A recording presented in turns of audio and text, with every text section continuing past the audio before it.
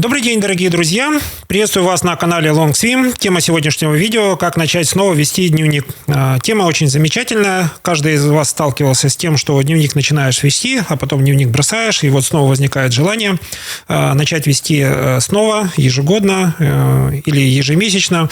Это состояние является нормальным или ненормальным. Давайте с этим разбираться. Как всегда, эту ситуацию мы рассматриваем сквозь призму колеса жизненного баланса Long Swim. И теория колеса жизненного баланса Long Swim говорит о том, что желание снова вести дневник является нормальным. Не стоит за это винить себя или кого-то еще. Просто у вас возникло желание поработать своими мыслями. Эта привычка может у вас остаться на 1-2 месяца или может стать ежемесячной привычкой.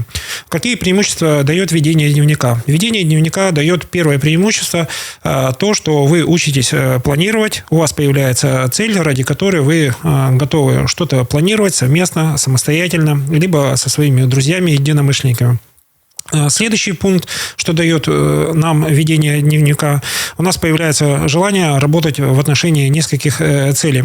Если мы рассмотрим 8 сфер колеса жизненного баланса Long Swim, мы уже понимаем, что у нас целей на год будет больше, чем 8.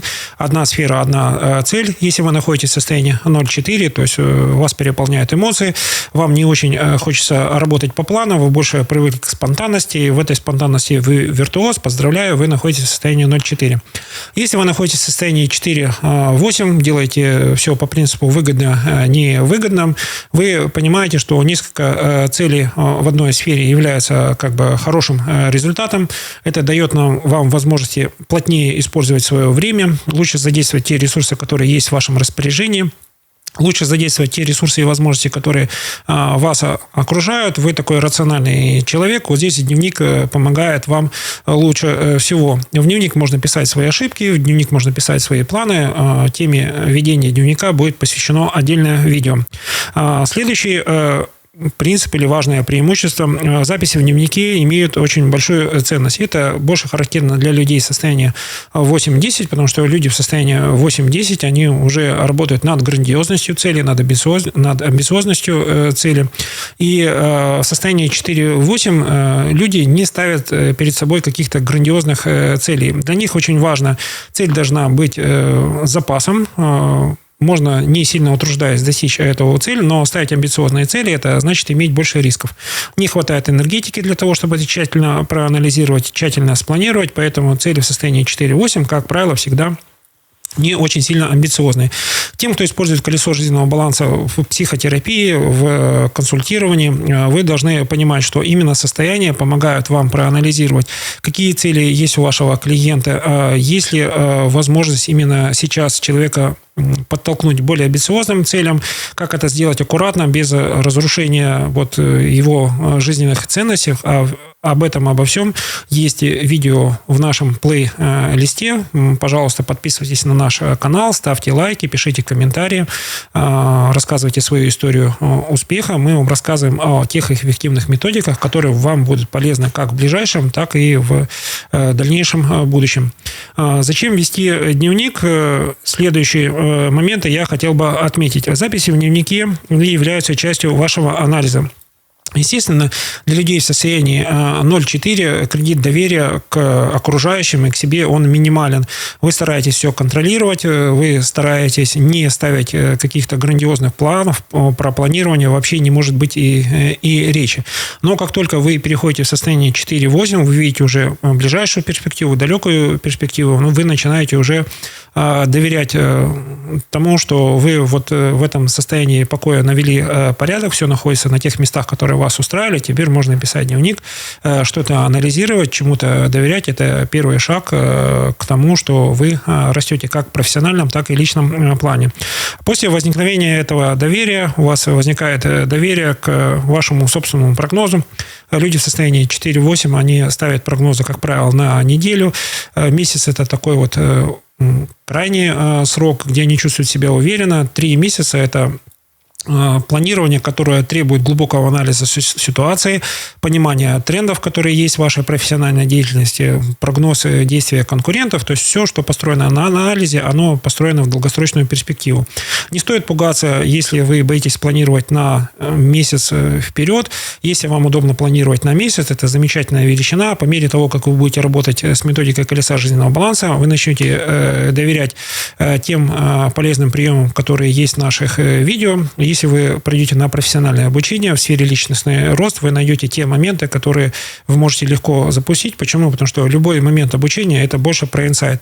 Вот знак свыше, когда это уже можно делать, вы себе разрешаете делать, ошибаться и искать ту точку опоры, которой у вас раньше не было, считайте, что это знак свыше. Итак, рассматриваем еще раз. С другой стороны, как начать снова вести дневник, и честно признаемся себе в длительности ведения дневника. Если мы дневник стараемся вести в течение года, значит, мы собираем количественную и качественную информацию для того, чтобы проанализировать этот год, все ли мы возможности использовали, какие возможности мы не увидели, а увидели это через год.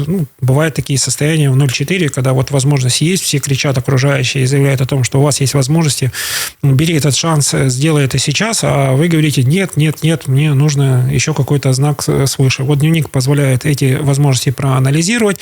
Потом на следующий год вы уже более внимательно относитесь к знакам, которые дают вам окружающие. В принципе, окружающие иногда и чаще всего желают вам добра.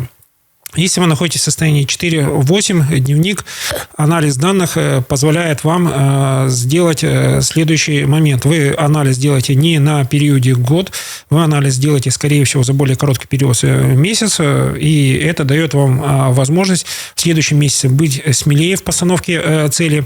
Это дает вам возможность уже к решению своих собственных задач, к выполнению собственных планов привлекать других людей, то есть научиться доверять этим людям, хотя вы заранее понимаете, что они чуть-чуть что-то сделают не так, то есть у вас просыпается внутренний перфекционизм, но по мере того, как вы понимаете, что из 5 задач в месяц 3 задачи вы самостоятельно сделаете, а если 2 задачи помогут вам решить кто-то другие, в принципе, ничего страшного не произойдет. Я вас поздравляю, вы растете, вы научились уже больше концентрироваться на своих целях, а не на процессе.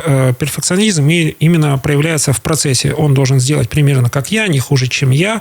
А если вы концентрируетесь на целях, вы понимаете, что цель достигнута, сделана не на 5. Изначально вы так будете считать, а на какую-то твердую 4, но за эту 4 окружающих нужно поблагодарить. Почему? Потому что благодарность позволяет людям понимать, что они сделали не зря. Возможно, они сделали это для того, чтобы получить свой собственный опыт. Возможно, этот опыт именно вырасти в профессиональном плане, это опыт доверия к окружающему миру, поэтому будьте благодарны к тем людям, которые вам помогли. Постарайтесь благодарность выразить сразу, в тот же день, в этот период, или благодарить человека неоднократно в течение длительного времени. Благодарность не обязательно должна быть озвучена. Есть такое понятие, как дневники благодарности. И, пожалуйста, в дневнике молча своей собственной рукой можете написать благодарность тем людям, которые вы хотели выразить, но боитесь сказать, или у вас есть какие-то причины не говорить это сейчас, вы ждете какого-то особого случая. Для этих целей нужен и дневник. Итак, какие преимущества нам дает дневник, если у вас в ведении дневника был перерыв?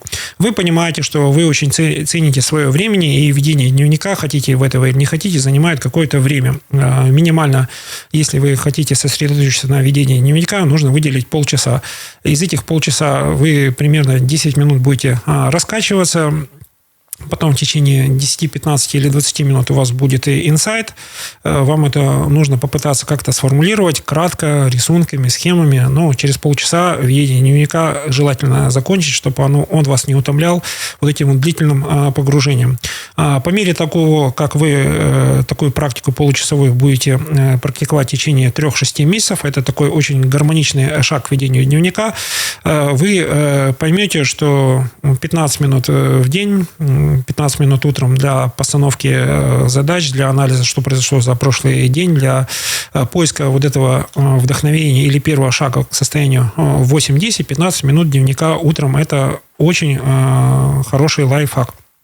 И 15 минут вечером задача подвести итоги, что вы успели, в чем вы были молодец, в чем вы были супер великолепны. Всегда пишите в дневнике сначала что-то хорошее. Если вы чувствуете, что вечером вы готовы проанализировать то, что пошло не по вашему плану, ваши ошибки, пожалуйста, наберитесь смелости, оставьте это на следующее утро. Утром уже без особых эмоций вы можете о своих ошибках рационально написать, потому что анализ ошибки нам нужно для того, чтобы понять, какие действия не нужно делать. А эмоциональную сторону рекомендую вести дневник эмоциональных переживаний. Вот там вы можете не стесняться.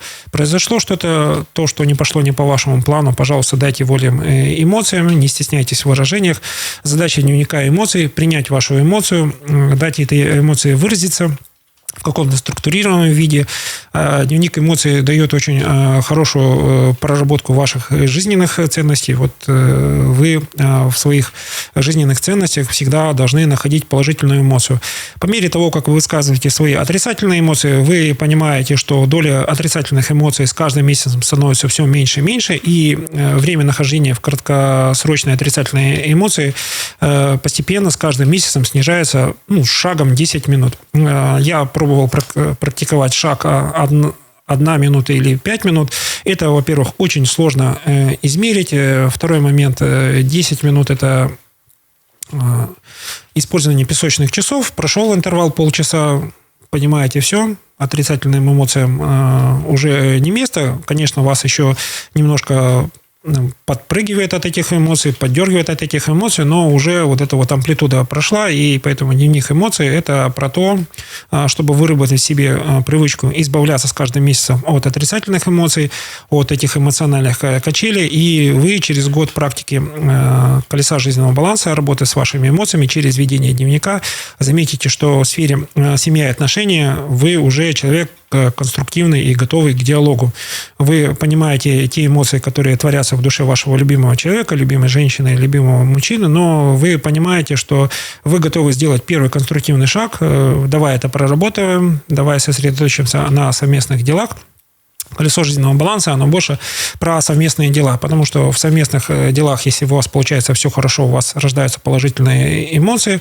Если вы делаете что-то в одиночку, вашему партнеру, любимой женщине, любимому мужчине очень тяжело найти вот эту вот эмоцию. Он не понимает, что у вас в реальности происходит, не понимает вот этого эмоционального или физического напряжения.